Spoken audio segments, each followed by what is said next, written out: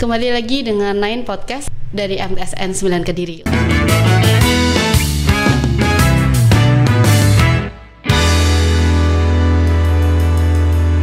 Assalamualaikum warahmatullahi wabarakatuh. Waalaikumsalam. Kembali lagi dengan Nine Podcast dari MTSN 9 Kediri. Untuk hari ini kita ngobrol santai-santai seputar kegiatan yang ada di MTSN 9 Kediri. Nah, di MTSN 9 Kediri sekarang ada yang namanya program Intensive English Course yang bekerja sama dengan kursusan Liberty di Kampung Inggris.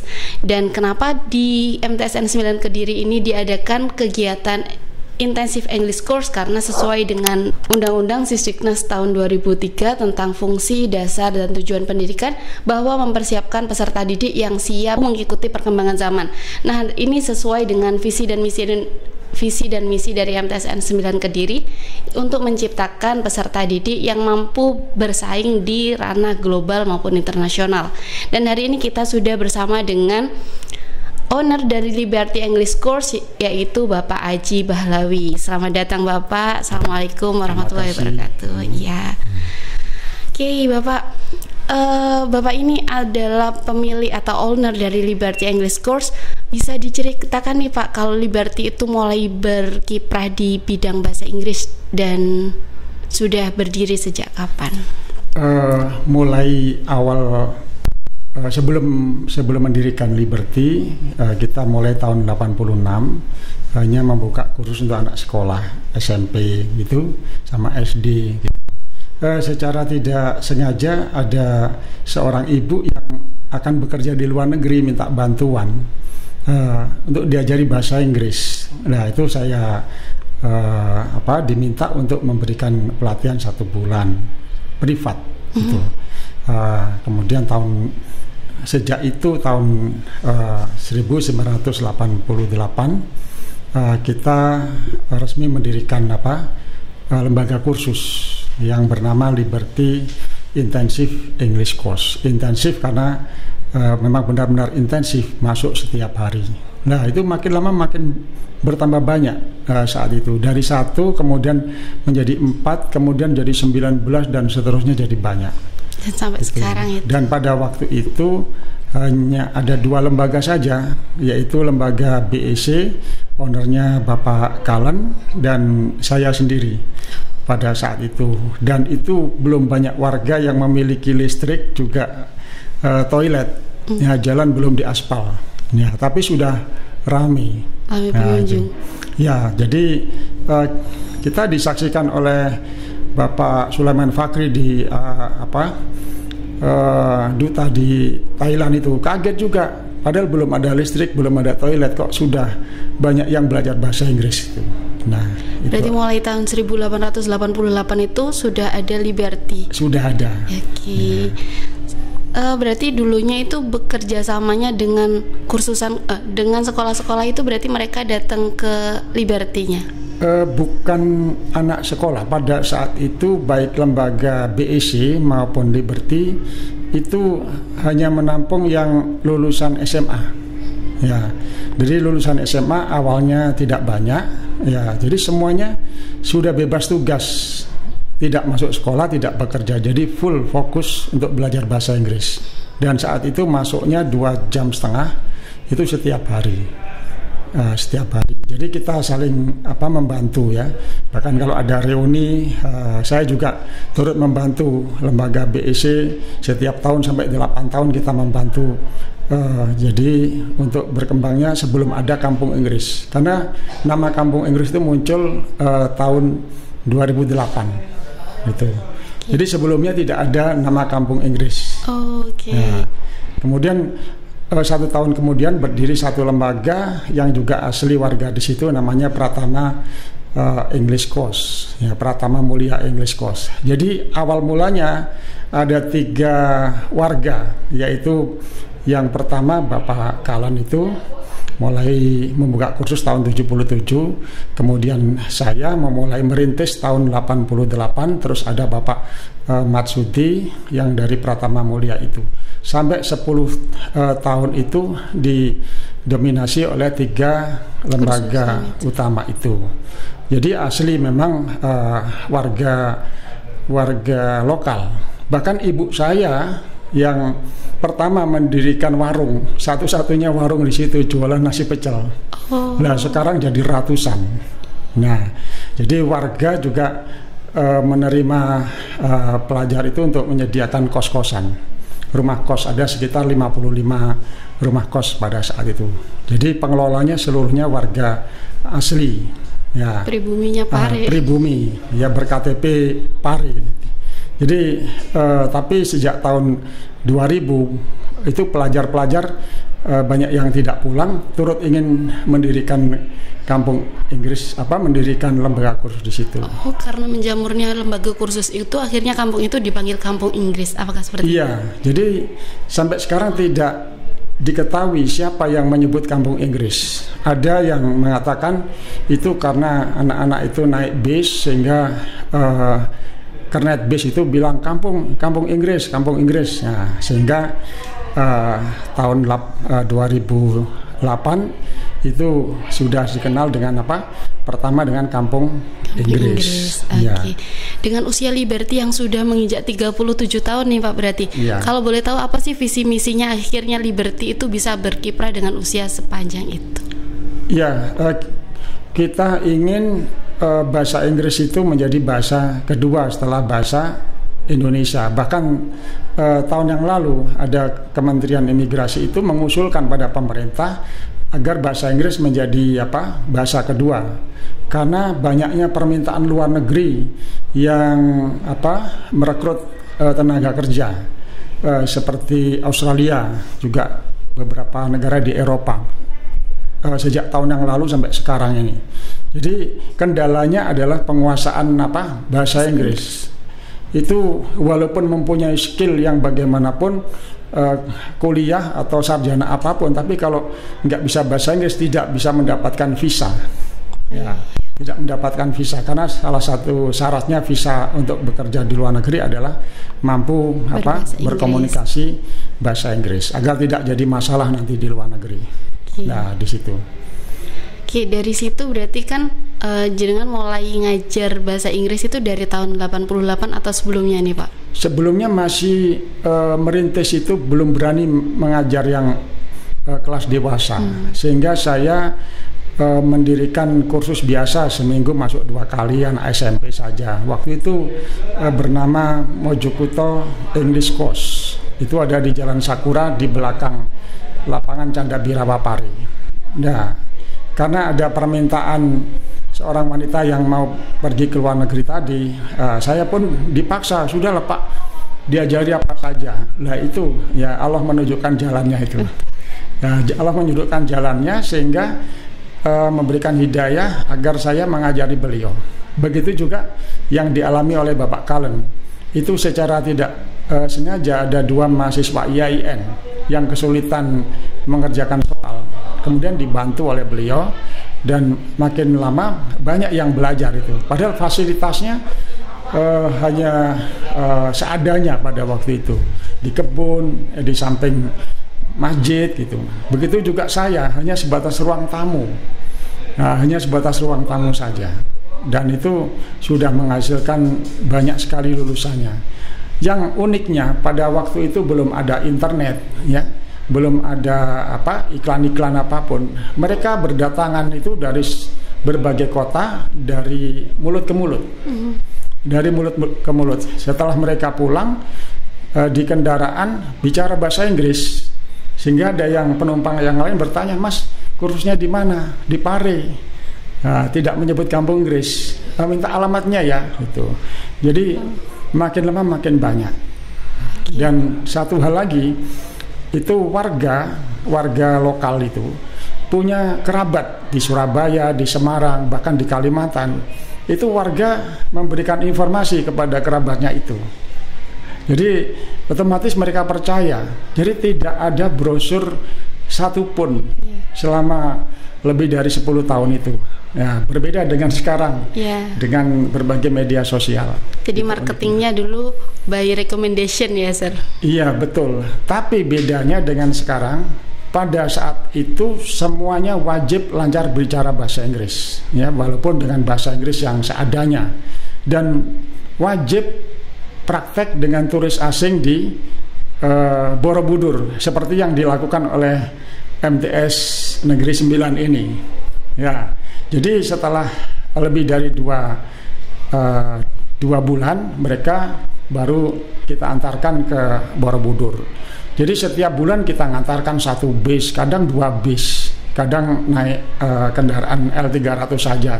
Itu setiap bulan. Bahkan yang kemarin itu saya sudah mengantarkan ke 66 kali. Jadi sudah sering ke Borobudur itu, tidak asing lagi. Jadi manfaatnya pelajar itu akan lebih menjadi percaya diri. Dan mereka yang sudah praktek untuk dialog dengan turis asing nanti selamanya akan tidak takut lagi. Jadi selamanya kalau ada ketemu turis asing di Gunung Kelut atau di Bali atau di mana, mereka justru bangga untuk berkenalan, kemudian interview atau mendapatkan informasi karena sudah pengalaman yang pertama. Itu bedanya dengan yang belum ke Borobudur untuk praktek itu, walaupun bisa bahasa Inggris, dia ragu-ragu dan selamanya akan ragu-ragu karena dianggap orang asing itu sulit gitu. Ada tidak demikian? Oke, karena itu ya berarti Liberty mengadakan examination selalu ke Borobudur agar mereka praktis langsung kepada native tentang bahasa Inggris. Iya, betul. Dan itu dilakukan saat itu oleh 3 lembaga, yaitu BEC, Liberty, dan Pratama Mulia. Jadi banyak sampai sekarang ini yang tidak mengungkap sejarahnya kampung Inggris itu bagaimana. Nah, ini saya beritahukan sejujurnya. Dan awal berdirinya kampung Inggris itu, dari awal itu berkat jasa seorang ulama setempat, namanya Bapak Haji M. Yazid. Beliau mempunyai keahlian belajar mahir berbahasa asing, kurang lebih 11 atau 14 itu belajar sendiri, dan buku-bukunya ada ribuan di situ. Ya, di situ awalnya di desa Mangunrejo, tidak jauh dari rumah saya, timur hanya 100 meter saja, sehingga Pak Kalon itu datang untuk menimba ilmu, untuk belajar bahasa Inggris. Dikasih resep, kalau ingin menguasai bahasa Inggris maka kamu harus mengajarkan pada orang lain. Gitu. Nah, jadi kalau ingin menguasai bahasa Inggris maka mengajarlah. Maka dengan mengajar itu seorang pengajar akan dituntut untuk juga belajar. Sejak saya mengajar itu dan makin lama makin banyak, saya mengajar jam 6 sampai jam 9 malam non-stop itu. Saya rajin belanja buku di Gramedia Surabaya dan Sari Agung waktu itu. Jadi setiap bulan saya belanja buku karena ilmunya waktu pertama kali mengajar itu pas-pasan. Jadi saya belajar buku, kemudian kamus dan sebagainya macam. Bahkan buku ini yang pertama instant vocabulary. Jadi kalau kita ngetik di Google akan muncul ini juga, ada yang jual di Shopee, dan itu kumpulan dari buku-buku yang kita hasil dari belanja itu kita tulis sejak tahun 90. Ya, tahun 90 waktu itu kita prihatin kalau mencatat kata-kata itu terlalu lama, padahal kata-kata dalam bahasa Inggris itu ada sekitar 1 juta, dan bagaimana cara menghafalkan kata-kata itu dengan cepat kita kelompokkan. Misalnya istilah pendidikan sendiri, istilah agama sendiri, bahkan yang dasar tentang sayur sendiri, alat dapur sendiri. Jadi untuk memudahkan hafalan itu. Jadi ini buku yang pertama di kampung Inggris itu. Oke, dari Liberty yang awalnya hanya kelasnya di ruang tamu sampai merambah ke berbagai daerah sampai luar Jawa pun, sebenarnya apa sih tantangan yang pernah dialami Mr. Aji untuk memperkenalkan anak-anak tentang bahasa Inggris? Iya, begini, banyak dari berbagai kalangan ya, jadi pelajar, kemudian guru, kemudian bahkan kita berpengalaman mengajar 300 ASN eselon 2, 3, 4 itu. Jadi di Papua Barat juga yang baru-baru ini para guru di Papua Barat di kota Fakfak. Itu juga pelajar SMP SMA di kabupaten yang sama di Fakfak itu juga di